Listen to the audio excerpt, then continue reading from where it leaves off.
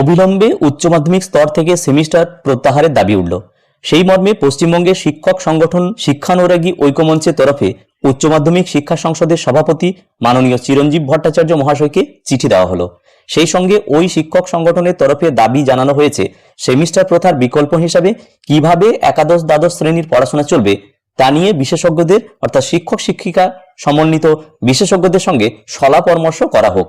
সেই সঙ্গে অভিভাবক এবং পড়ুয়াদের সঙ্গেও আলোচনা করে সিদ্ধান্ত নেওয়ার আর্জি জানানো হয়েছে ওই সংগঠনের তরফে, যদিও বিষয়টি নিয়ে সংসদের তরফে কোনো মন্তব্য করা হয়নি।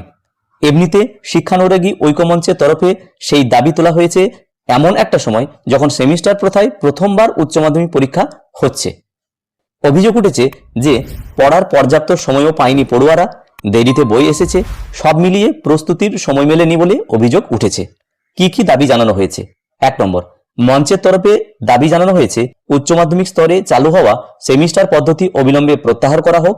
2 নম্বর, ওই সংগঠনের তরফে জানানো হয়েছে একাদশ ও দ্বাদশ শ্রেণীর সামগ্রিক ফলাফলের ভিত্তিতে উচ্চ মাধ্যমিক পরীক্ষার চূড়ান্ত ফল নির্ধারণের পূর্ববর্তী পদ্ধতি পুনর্বহাল করা হোক।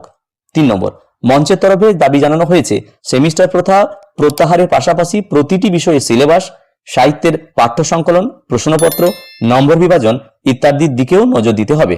4 নম্বর, সংগঠনের তরফে জানানো হয়েছে শিক্ষক শিক্ষিকা, অভিভাবক ও ছাত্রছাত্রীদের মতামত গ্রহণ করে একটি গ্রহণযোগ্য এবং বাস্তবসম্মত মূল্যায়ন ব্যবস্থা প্রবর্তন করা হোক। শিক্ষানুরাগী ঐক্যমঞ্চের সম্পাদক বলেছেন, আমরা আশা করি ছাত্রছাত্রীদের স্বার্থ ও শিক্ষার মান অক্ষুণ্ণ রাখতে বিষয়টি সহানুভূতির সঙ্গে বিবেচনা করে প্রয়োজনীয় ব্যবস্থা গ্রহণ করবেন সংসদ সভাপতি।